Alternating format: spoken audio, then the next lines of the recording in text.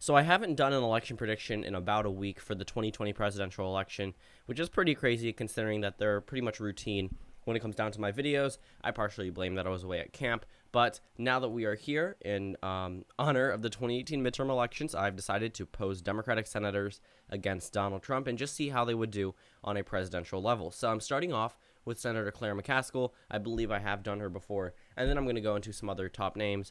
Not, of course, not in the same video, but like Joe Donnelly, John Tester, a couple other Democrats, maybe Joe Manchin. Joe Manchin I have done multiple times against Donald Trump, and it's all just going to show either the strengths or the weaknesses of certain Democratic candidates. Because again, Donald Trump is probably not going to be the hardest Republican the Democrats need to beat. There's going to be someone who's harder than Donald Trump to beat, someone possibly like Nikki Haley in the future, where the Democrats are really going to need to get the vote out. Because Nikki Haley is already popular amongst many Republicans, many independents. She's not too popular amongst Democrats for obvious reasons, but again, she, along with the rest of the Trump administration, could pose a very big threat to the Democrats in future elections.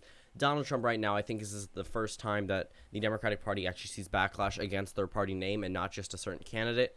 Hillary Clinton obviously was not the best candidate that the Democrats could have put up, but she was the candidate. And yes, there was backlash against the Democratic Party and also against her. In states like West Virginia, that was not because they were tired of Democrats. Otherwise, they wouldn't have had a Democratic governor elected the same year. That's not how it would have worked. But when we go into, we look at the candidates themselves, yes, there were some states that voted heavily against Hillary Clinton because it was Hillary Clinton. But the rest of these states like Iowa, Ohio, Wisconsin, Michigan, Pennsylvania, these states really did not like the Democratic Party's presence. I mean, party fatigue definitely did kick in. It's been 28 years, I believe in some cases 24, in the Rust Belt in those three states where Democrats have continuously won. And they haven't really seen that much improvement when it came down to things they're seeing locally.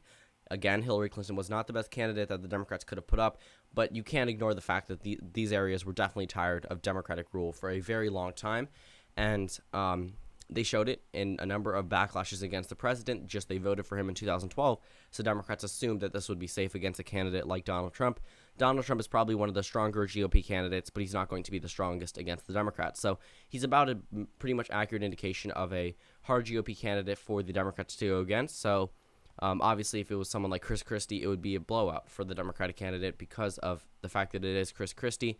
But of course, this is the incumbent president, power of the incumbency, a whole number of factors benefit Trump. And a lot of you are going to say, why are you mentioning this now? It really doesn't add to anything to the video, but I'm just showing you pretty much justification for previous videos. I know I shouldn't have included in this video, but I did. So, woohoo.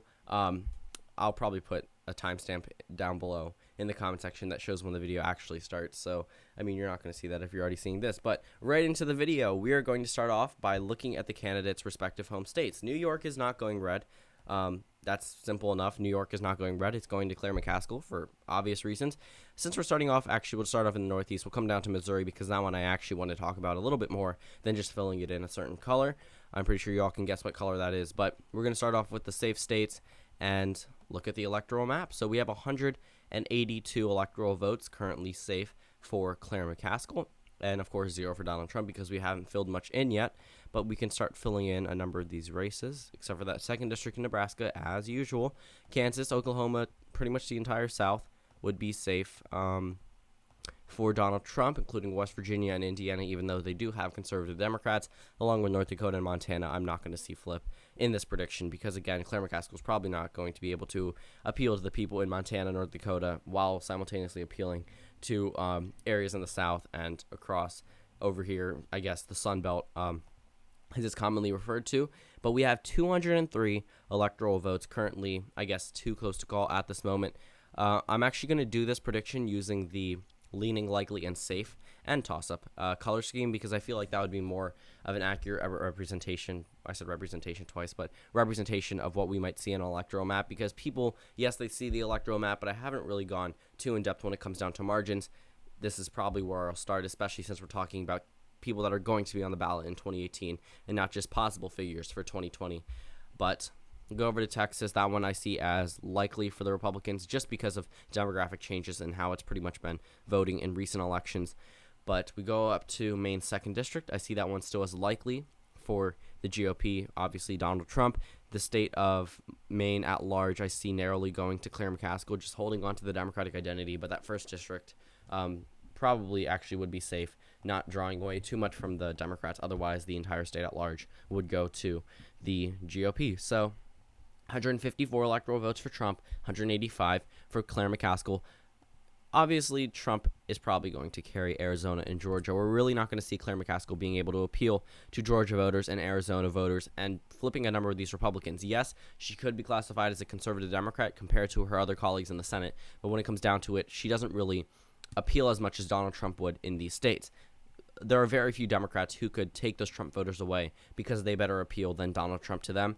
And Georgia's not one of those Democratic states that were previously Democratic states that love conservative Democrats. They just like conservatives like Mitt Romney, which is why these states like Arizona and Georgia have gotten closer. Yes, demographics did make a play, but if Donald Trump was not the nominee in 2016, these states probably would have been likely or safe for the respective GOP candidate. They really love GOP-type candidates like Mitt Romney, and I'm going to say it again because it does it should be something that's noted. The reason why these states were close were not just because, number one, it probably wasn't Hillary Clinton based off the rest of the map that we saw, even if it was. The fact that these people were pretty much had a backlash against the president goes to show something. If we look actually at that Georgia 6th race that everyone was talking about for a long time, that one shouldn't have been close, but was mainly because of the president. And if you look at the 2016 margins, were close because of the president compared to where they voted for Mitt Romney.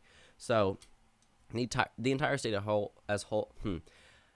the entire state as a whole pretty much represents the conservative type Mitt Romney type Republican Party. Not really Mitt Romney now, probably 2012 Mitt Romney, considering that Mitt Romney is different now that he's in Utah, but still the effect is the same. I don't see Claire McCaskill being able to win in these states. Pretty much bottom line, she's not winning there. But over in Colorado I see as a leaning state, but New Mexico as a likely state.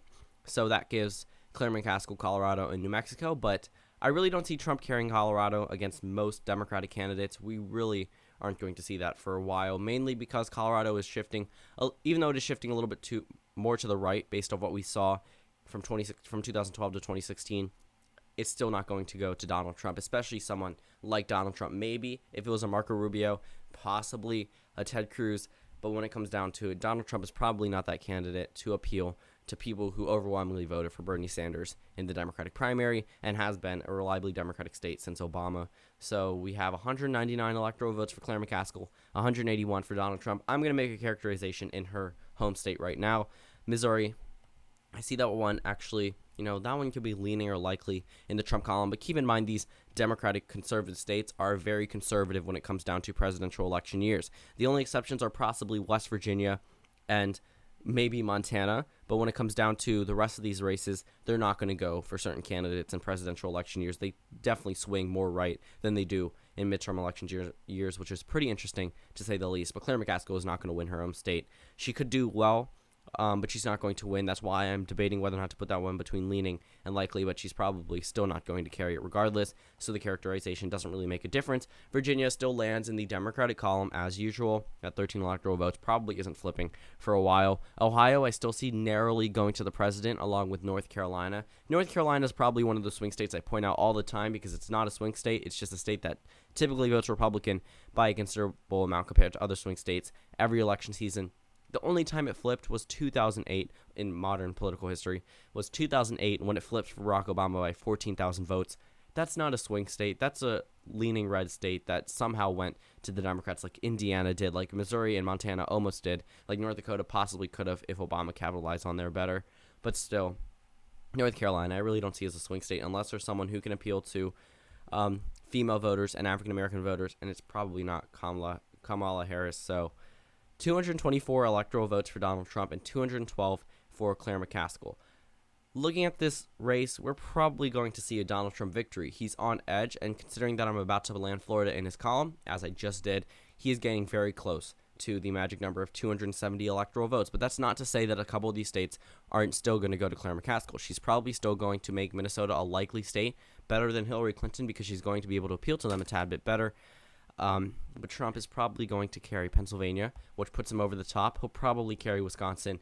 Michigan, I do see narrowly flipping, not just because of Claire McCaskill, just based off the current opposition to the president in that state, and being the state that least voted for Donald Trump out of all three of them, which is pretty interesting. Nevada, I see going to Trump. This map looks very weird, in my opinion, just with the shaded regions, which is probably why I typically don't do it, but you can pretty much figure it out. But we have Nevada's 6 electoral votes going to Donald Trump. Claire McCaskill is probably not going to bring out Latino voters, and also Trump's approval rating is not doing too bad for a Clinton state in 2016. He has a lower approval rating in the 3 Rust Belt states than he does in Nevada, and I believe now in New Hampshire his approval rating has ticked up, and it's higher than in the 3 Rust Belt states, even though he did not carry that state, but he only did lose it by 2,000 votes, so it's not something to be completely unexpected. We go over to Iowa. That one I still see narrowly landing in the Trump column, very narrowly though. I do see Claire McCaskill having a great possibility of winning there. I see her winning that 2nd district over in New Hampshire. Sorry, not New Hampshire. I'm about to fill in New Hampshire, but Nebraska. When we go over to New Hampshire, that one typically shouldn't be too contested, but right now I do see a narrow Trump victory, just Claire McCaskill's inability to appeal to Northeastern voters and the fact that Trump only lost it by 2% and his approval rating is in the low 40s. So thank you guys for watching this video. Comment down suggestions below, and I will see you all tomorrow.